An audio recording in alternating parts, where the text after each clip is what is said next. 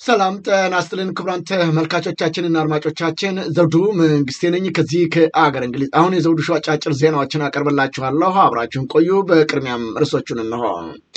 የሚኒስትሩ ክሶች ተቋረጡ፣ የብልጽግና አመራሮችም በፋኖች ተማረኩ፣ የብልጽግናው ጽህፈት ቤት ኃላፊም ስርዓቱን አጋለጠ በፋኖች ከወደቀ በኋላ፣ የባንክ ሰራተኛውም በአሰቃቂ ሁኔታ ተገደለ፣ ጋዜጠኛውም የታገተበት ደብዛው ጠፍቷል አሉ ቤተሰቦቹም።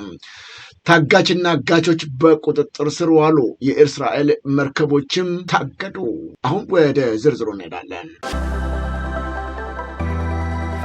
የብልጽግና አመራሮች በፋኖ ቁጥጥር ስር ወደቁ።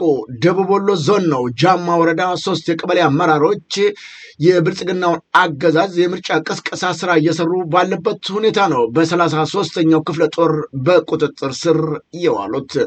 የምኒልክ ዕዝ 105ኛ ኮር 33ኛ ክፍለ ጦር ደቡብ ወሎ ዞን ጃማ ወረዳ 3 የቀበሌ አመራሮችን የአማራ ህዝብ ላይ ዘር ማጥፋት እየፈጸመ ያለውን የብልጽግና አገዛዝ እድሜ ለማራዘም የምርጫ ቅስቀሳና ሌሎች ተያያዥ ስራዎችን እየሰሩ ባለበት ወቅት ነው በቁጥጥር ስር ያዋሏቸው። በቀጣይም ይህ ባንዳን የመማረክ ተግባር ተጠናክሮ ይቀጥላል ብለዋል ፋኖቹ። እነዚህም የብልጽግና አመራሮች አንደኛ አቶ መካሻ ተስፋዬ ጃማ ወረዳ የ011 ቀበሌ ሊቀመንበር፣ ሁለተኛ አቶ በየነ ሽፈራው በጃማ ወረዳ የ011 ቀበሌ ምክትል ሊቀመንበር፣ ሶስተኛ አቶ አያሌው ረሺድ በጃማ ወረዳ የ011 ቀበሌ ብልጽግና ጽህፈት ቤት ኃላፊ መሆናቸውም ታውቋል። የብልጽግና ጽህፈት ቤት ኃላፊው የመንግስትን ገበና አጋለጡ። የሰዴ ብልጽግና ጽህፈት ቤትን ጨምሮ በፋኖ ከተማረኩ በኋላ ብዙዎቹ እጅግ ተጸጽተናል፣ ይህ ሁሉ ነገር መፈጸሙን በፍጹም አልተረዳንም ነበር በማለት ለፋኖች ተናግረዋል። የኛ መያዝ በተለይም በወረዳና በዞኑ የተቀመጡ የብልጽግና ሰዎች ሊማሩበት ይገባልም ሲሉ በቁጥጥር ስር የዋሉት የብልጽግና ሹሞች እንዲህ ሲሉ ተናግረዋል። ጌታቸው መኮንን እባላለሁ፣ የሰዴ ወረዳ ብልጽግና ጽህፈት ቤት ኃላፊ። ውጊያውን በተመለከተ እኛ መረጃ የለንም ነበር። በአጋጣሚ ፎቁ ነበር ያለን እኛ። ከዛ ያው ፋኖ በፍጥነት ፎቁ አካባቢ መቆጣጠር ጀመረ። እኛ ታች ችግኝ ውስጥ ነበር ያለውን። ከዛ በአጋጣሚ እጄን ሰጠው በሰላም። ያው ያሉኝ ነገር የለም፣ በሰላም እዚህ እናንተ ጋር መጣው ቀላቅለውኛል። አይ እኛ ከላይ ጀምሮ የሚነገረንን ይዘን ታች ያለውን አሁን በመሬት ላይ ያለውን አላየንም እና የተነገርነውን ነገር ስለሆነ ታች እያመጣን የምንናገር የነበረ ያው የሰራነው ስራ ስተት እንደሆነ አሁን ዛሬ በአካል አረጋግጫለሁ። የህዝብ ሀሳብ ይዞ የተነሳው አካል ፋኖ ማለት ነው። እኛ እዚያው አንድ ቀበሌ ብቻ ስለነበርን አሁን መጥቼ ሳየው በቃ በቅርብ ቀን ፋኖ ድል እንደሚያደርግ እኔ ተስፋ ይዣለሁ። ለጓዶች ማስተላለፈው መልእክት እዚያ ሆነን የምናየውና እዚህ ሆነልን ያለው ነገር አይገናኝም እና እዚህ ስትመጡ ስንመጣ ገዳይ እንደምንበደል ነበር ያለ መረጃና አሁን የዚህ መጥቼ ሳየው ግን ምንም ነገር ስላልደረሰ በሰላማዊ መንገድ እጃቸውን ወደዚህ ቢሰጡ ጥሩ ነው ብዬ መልእክት አስተላልፋለሁ። አመሰግናለሁ። ስሜ ፈንታዬ ጌታነህ እባላለሁ። ሰዴ ወረዳ ሴቶችና ህጻናት ኃላፊ ነኝ። ተኩስ ሲጀመር ነው የወጣን፣ መረጃም የለንም ነበር። እንደወጣን ቅድም ጌታቸው ባለው ልክ ከህንጻው ዝቅ ብሎ ጥሩ ስር ነው የቆየን። የተማረክንም እዛው ቦታ ነው። እጅ ሁላችንም ሶስት ሴቱን በአጋጣሚ አንድ ቦታ ላይ ነበር። ሶስታችንም ፋኖች መጣው እጅ ስጡ ሲሉ እጃችን የሰጠንበት አግባብ ነው ያለ። ምናልባት ከዛ በፊትም ባንድም በሌላም በመጣች ፎቁ እንደምትቆጣጠሩት እንደዛ መረጃ ነበረ የሚወራ ነበረ። ከፎቁ ምን እንደምንወጣ መረጃው ስለነበረን ያው ፍራስትሬሽን ውስጥ ነበር። መውጫም አላገኘንም። መጨረሻ ላይ አማራጭም ስለሌለን እጅ መስጠት ነው የቻልን። መኖሪያ ቤታችን እንግዲህ ከለቀቅን ከ2 አመት በላይ ሆኖናል። እየኖርንም ያለ እያገለገልንም ያለ ቢሮአችን ውስጥ ነበር። ምናድርም ቢሮአችን ውስጥ ነው። አገልግሎት የምንሰጥም በዛው ልክ ነበር እንጂ መኖሪያ ቤት አንኖርም።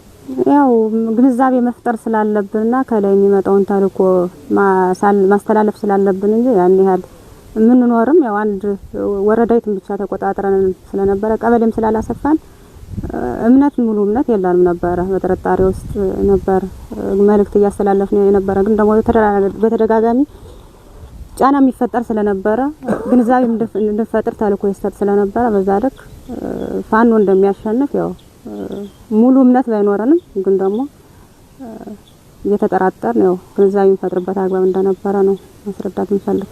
እንግዲያውስ ምናልባት እኛ እየተረዳ ነውና የገባን የነበረ በዚህ ልክ አልነበረም። ይነገርም የነበረ በተለይ ፋኖ በሰው ኃይልም በስነ ልቦናም በትጥቅም ጭምር ያን ያህል ያልሆነና የተዳከመበት አግባብ እንደነበረ ነው ስንነገርና ስንረዳ የነበረ። አሁን ላይ ባየነው ተጨባጭ ሁኔታ ግን ከኛ በተሻለ በስነ ልቦና የምንመራው በትጥቅም በሰው ኃይልም የተሻለ ሁኔታ ያለበት አግባብ ስላለ አብረው ሌሎችም የቀሩት ጓዶች እንደኛ ገብቷቸውና ተረድተው ከኛም ተምረው ወደዚህ መጣው ተቀላቅለው ራሳቸውን ማዳን መቻል አለባቸው መልእክት ነው ማስተላለፍ እንፈልግ። የብልጽግናው ሹም አብይ አህመድ በየቀኑ እንደ ጉቶ እንነቅላቸዋለን ቢልም እነዚሁ የሱ ሹሞች በየወረዳው በየቀበሌው በየዞኑና በክልሉም የተቀመጡት የብልጽግና ሹሞች ግን ዛሬም መፈናፈኛ አጥተው በየቢሮ ውስጥ እንደሚቀመጡና መኖሪያ ቤት እንኳን መቀመጥ አለመቻላቸው ነው እየገለጹ የሚገኙት። ክቡራን ተመልካች አድማጮቻችን፣ አሁን ደግሞ በመስመር ላይ አንድ እንግዳ አለኝ። ከግንባር ነው። ከዚህ ከወለጋ ምድር የተለያዩ ተጋድሎችን የሚያደርጉ የሚገኙ የአማራ ልጆች ነፃነታቸውና መብታቸውን በማስከበር በኩል ያደረጉት አስተዋጽኦ እጅግ የሚደነቅ ነው። አሁን ወደ አካባቢው በመደወል አንድ የፋኖ አባል አግኝቻለሁ። ከፍተኛ ትግል እያደረጉ እንዳለና በአካባቢው ያለውን አጠቃላይ እንቅስቃሴ በተመለከተ አጠር ያለ ማብራሪያ እንዲሰጠኝ ማለት ነው። በጣም አመሰግናለሁ ወንድማችን። እስቲ ምንድን ነው ዛሬ እየተከናወነ የሚገኘው በወለጋ አንተ ባለበት አካባቢ? እሺ አመሰግናለሁ። በመጀመሪያ ያው እንደሚታወቀው ወለጋ ምድር ላይ የወለጋ ፋኖ በጣም ኃይለኛ ትግል እንዳለ ይታወቃል። እናም ያው ውጊያው ከዚህ ቀደም ከክልሉ ኃይሎችና ከሸኔ ከተባሉት ከጫካው ኃይል ጋር ነበረ።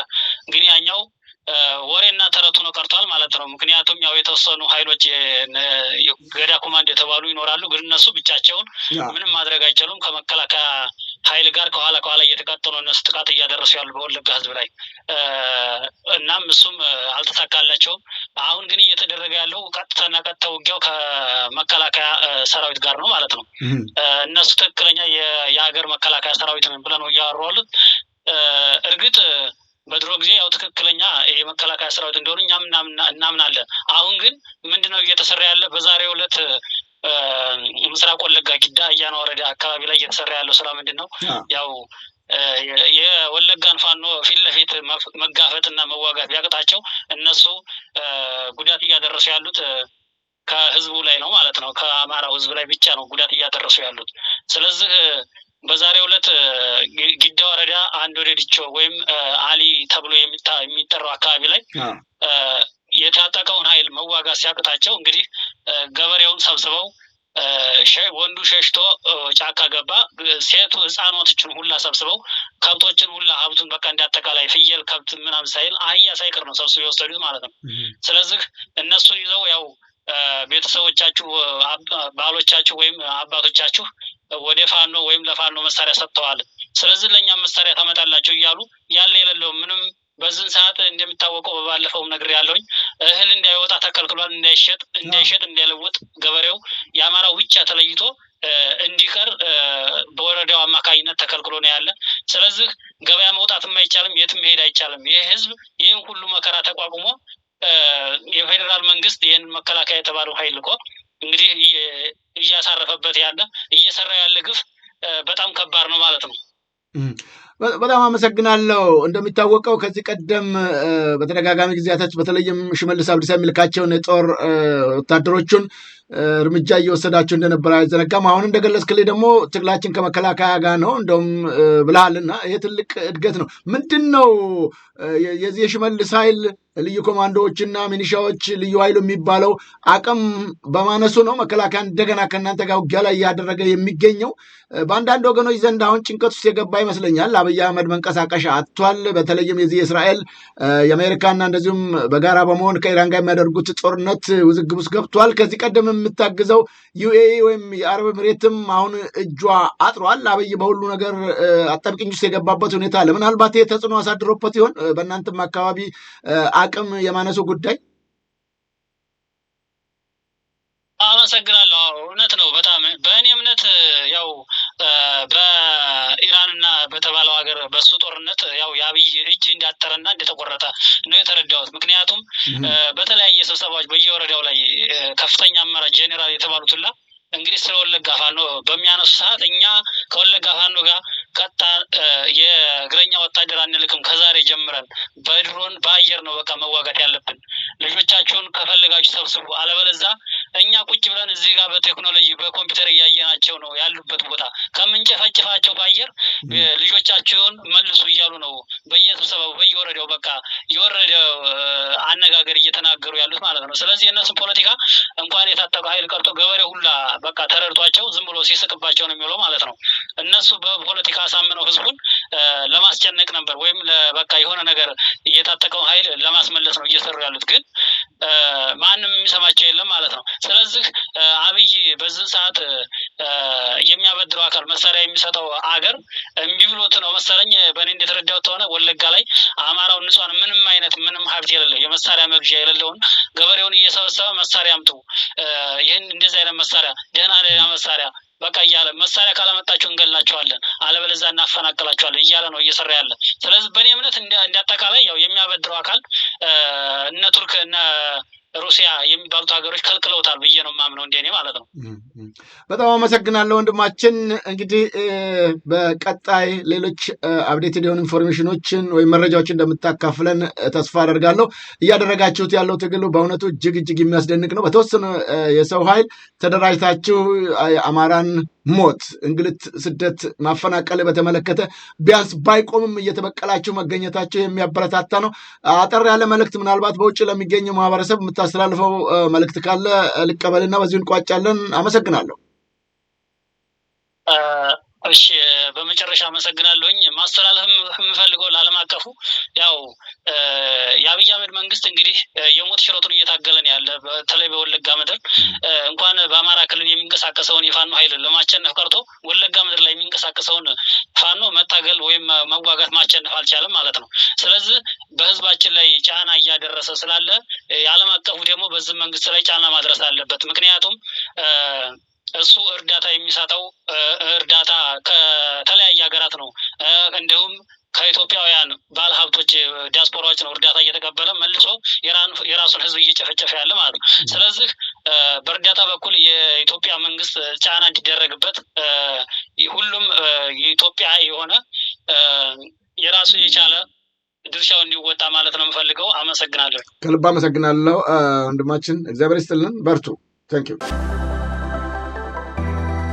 የባንክ ሰራተኛው በአሰቃቂ ሁኔታ ተገደለ። በጌዲዮ ዞን ነው ገደብ ከተማ። የአቢሲኒያ ባንክ ሰራተኛ የሆነው አቶ ተመስገን ዳንኤል በትላንትናው ዕለት ነው ከጠዋቱ 2 ሰዓት ገደማ ወደ ስራ በመጓዝ ላይ ያለ በአደባባይ መገደሉ የተሰማው። ግድያው የተፈጸመው አቶ አቡሽ ታደሰ በተባለ ግለሰብ ሲሆን ግለሰቡ በሟች ላይ የሽጉጥ ጥይት ከመተኮሱም ባለፈ በስለት መሳሪያ አስከሬኑን እንደቆራረጠውም የዓይን እማኞች ተናግረዋል። እንደ ቤተሰቡ አባላት ገለጻ ከሆነ ለጥቃቱ መንስኤ ተጠርጣሪው ግለሰብ ቀድሞ ፍቅረኛ የነበረችውን ሴት አግብታል በሚል በያዘው ቂም በቀል መሆኑም ተጠቁሟል። ሟች አቶ ተመስገን ዳንኤል ጥቃቱ ከመፈጸሙ በፊት የድረሱልኝ ጥሪ ቢያሰማም በአካባቢው ከነበሩ ሰዎች ፈጣን እርዳታ ባለማግኘቱ ሕይወቱ በአሰቃቂ ሁኔታ ሊያልፍ መቻሉም ነው የተገለጠው። ተጠርጣሪው በአሁኑ ወቅት በጸጥታ አካላት በቁጥጥር ስር ውሎ ምርመራው እየተካሄደ መሆኑም ታውቋል። ሟች ከ2 ወራት በፊት ነበር ትዳር የመሰረተው። ይሁን እንጂ ተቀጥፏል። ባጭሩ ይህ ሁሉ ችግሮች እየተባባሱ የመጣው በተለይም የመንግስት ስርዓትና ሕግን ያለማስከበርና ማንም በማናለብኝነትን እርምጃ ሲወስድ የሚሰጠው የፍርድ ውሳኔ አለመኖሩ የወንጀል ድርጊቶችን እያበረታታ እንደሚገኝም ብዙዎቹ ኢትዮጵያኖች እየገለጹ ይገኛሉ። የቀድሞው የሰላም ሚኒስትር ታዬ ደንደአ ክስ ተቋረጠ። በአቶ ታዬ ደንደአ ላይ ተመስርቶ የነበሩ 3 አዳዲስ ክሶች ናቸው እንዲቋረጡ መደረጉ የታወቀው። የፌዴራሉ አቃቢ ሕግ በቀድሞው የሰላም ሚኒስትር ዴታ አቶ ታዬ ደንደአ ላይ የመሰረታቸው 3 አዳዲስ ክሶች ከሚያዝያ 13 2018 ጀምሮ ማቋረጡንም አሳውቋል። አቃቢ ሕጉ ክሱን ያቋረጠበት ምክንያት እስካሁን ያልገለጸ ሲሆን የተከሳሽ ጠበቆችም ዝርዝር መረጃ እንዳልደረሳቸው ነው የታወቀው። ታፍኖ የተወሰደው ጋዜጠኛ ጉዳይ ዛሬ መነጋገሪያነቱ ቀጥሏል። ጋዜጠኛ ሚሊዮን በየነ የነበረበት ቦታን ለማወቅ ላለፉት 1 ሳምንታት ካደረግነው ያላሰለሰ ፍለጋ በኋላ ጃኪን የህትመት ስራ ኃላፊነቱ የተወሰነ የግል ማህበር የአዲስ ስታንዳርድ ህትመቶች አሳታሚ እና የህግ ቡድኑ ሚሊዮን ከአዲስ ስታንዳርድ የዜና ክፍል በደህንነት ኃይሎች መወሰዱንና በአዲስ አበባ በግልጽ ባልታወቀ ስውር የማቆያ ቦታ እንደሚገኝ አረጋግጠናል ብለዋል። ቤተሰቡ፣ የስራ ባልደረቦቹ እንዲሁም የህግ አማካሪዎቹ ሊጠይቁትም ሆነ ሊያነጋግሩት አለመቻሉ፣ ጤናውም በምን ሁኔታ ላይ እንደሚገኝ ለማወቅ አለመቻሉም ተገልጿል። በተጨማሪ በህገ መንግስቱ በተቀመጠው የ48 ሰዓት የጊዜ ገደብ ውስጥ የጋዜጠኛ ሚሊዮን ፍርድ ቤት የመቅረብ መብትም አልተጠበቀም። ጃኪን የህትመት ስራ ኃላፊነቱ የተወሰነ የግል ማህበር እንዲህ አይነቱን በህግ የተከለከሉ መሰረታዊ መብቶችን የሚጥሱ ድርጊቶችን አጥብቆ ይኮንናልም ብለዋል። በመሆኑም ጋዜጠኛ ሚሊዮን የሚገኝበትን ቦታ በአስቸኳይ እንዲገለጽ፣ ከቤተሰቦቹም ከህግ ተወካዮችም ጋር እንዲገናኝ እንዲሁም ያለምንም ቅድመ ሁኔታ በአስቸኳይ እንዲፈታም ጠይቋል። አጋችና ታጋቾች በቁጥጥር ስር ዋሉ። በህገ ወጦች ተይዘናል በማለት ቤተሰቦቻቸውን 300,000 ብር እንዲልኩላቸው የጠየቁ ታዳጊዎች ናቸው ከነ ግብረ አበሮቻቸው በቁጥጥር ስር መዋላቸው የተገለጸው። ተጠርጣሪዎቹ የወንጀል ድርጊቱን የፈጸሙት በለሚ ኩራ ክፍለ ከተማ ወረዳ 2 ልዩ ቦታው የካ አባዶ አካባቢ እንደሆነም ታውቋል። የ15 እና 16 ዓመት ዕድሜ ያላቸው ሴት ታዳጊዎች ሚያዝያ 12 ቀን 2018 ዓ.ም ለትምህርት ብለው እንደወጡ ነው ሳይመለሱ የቀሩት። በልጆቹ መጥፋት ቤተሰቦቻቸው ተጨንቀው በነበረበት ወቅት ነው ታዳጊዎቹ ስልክ በመደወል 300,000 ብር እንዲላክላቸው፣ ነገር ግን ገንዘቡ ካልተላከላቸው የያዟቸው ግለሰቦች ጉዳት ሊያደርሱባቸው መሆኑን ይገልጻሉ። የወንጀሉ ጉዳይ ሪፖርት የደረሰው የለሚ ኩራ ክፍለ ከተማ ፖሊስ መምሪያ ባደረገው ክትትልና ፍለጋ ሚያዝያ 13 2018 ዓ.ም ሲኤምሲ አካባቢ ታዳጊዎቹ ከሁለት ወንዶች ጋር በቁጥጥር ስር መዋሉን አሳውቋል። ፖሊስ ባደረገው ምርመራ ታዳጊዎቹ ከሁለት ወንድ ጓደኞቻቸው ጋር ሲዝናኑ እንደነበረ ያረጋገጠ ሲሆን 4ቱ ታዳጊዎችና ለታዳጊዎቹ የመኝታ ክፍል ያከራየው ግለሰብም ይዞ ምርመራ መቀጠሉን ገልጿል። ወደ ውጭ ሀገር ለመሄድ አስበው እና ተነጋግረው ድርጊቱን አቀረባብረው እንደፈጸሙት ታዳጊዎቹ ለፖሊስ ከሰጡት ቃልም መረዳት ተችሏል። ሆቴል ቤቶች የሆኑ የመኝታ ክፍሎችን የሚያከራዩ ተቋማት ለህፃናትም ወደ ታዳጊዎች የመኝታ ክፍል ማከራየትና የአልኮል መጠጥ መሸጥ እንደሌለባቸው ፖሊስ አሳስቦ ቤተሰቦችና ልጆቹ የት እና ከነማን ጋር እንደሚውሉ የማረጋገጥ ልምድ ሊያዳብሩ እንደሚገባም የአዲስ አበባ ፖሊስ ጠቅላይ መምሪያ መልእክቱን አስተላልፏል። አሁን ወደ ውጭ ዜናዎቻችን እናመራለን። በሆርሙዝ ሰርጥ 3 መርከቦች ተመቱ። በሆርሙዝ ሰርጥ በ3 መርከቦች ላይ በደረሰ ጥቃት ነው አንደኛዋ በእሳት ስትያዝ፣ ሁለቱ ደግሞ በኢራን ወታደር ኃይል ቁጥጥር ስር መዋላቸው የዩኬ የባህር ንግድ ኦፕሬሽን ማዕከል አሳውቋል። ጥቃቱ የተፈጸመው ፕሬዚዳንት ዶናልድ ትራምፕ የሁለቱ ሀገራት ድርድር እስኪሻሻል የተኩስ አቁም ስምምነት እንደሚራዘም በተናገሩ ማግስት ነው። የኢራን ወገን የተኩስ አቁም ማራዘም ጊዜ የመግዣ ዘዴ ሲል ያጣጣለው ሲሆን በፓኪስታን ሊካሄድ የነበረው ድርድርም ምክትል ፕሬዚዳንት ጄዲ ቫንስ ወደ ስፍራው ባለመምጣታቸው በዚህ ሳምንት የመካሄዱ ተስፋ አነስተኛ መሆኑም ተገልጿል። ሶማሊያ የእስራኤል መርከቦችን አግጃለሁ አለች። ሶማሊያ ሁሉም የእስራኤል መርከቦች በቀይ ባህር ባብ ኤል ማንደብ ሰርጥ እንዳያልፉ አግጃለሁ ስትል ገልጻለች። የእገዳው መነሻ እስራኤልን ለሶማሌላንድ የሀገርነት እውቅና በመስጠት የሶማሌ ሉዓላዊነት በመዳፈሯ እንደሆነም ነው የገለጸችው። ካሁን በኋላ የእስራኤል መርከቦች በፍጹም በዚች ዝር አይሉም፣ ይህንን እናደርጋለን ካለ እርምጃችንን እንወስዳለንም ብለዋል። ክቡራን ተመልካቾቻችንና አድማጮቻችን ለአሁኑ ያቀረብኩላችሁ የዘውዱ ሾው አጫጭር ዜናዎች እነዚህን ይመስሉ ነበረ። በቀጣይ ዝግጅታችን እስከምንገናኝ የዘውዱ ሾው ሚዲያን ሼር፣ ላይክ እና ሰብስክራይብ በማድረግ ወዳጅ ቤተሰቦቻችን እንድትሆኑ ከወዲሁ በማክበር እንጋብዛለን። ከዜናዎቹ ጋር አብሬያቸው የነበርኩትን የዘውዱ መንግስት የነበርኩኝ። ጤና ይስጥልኝ።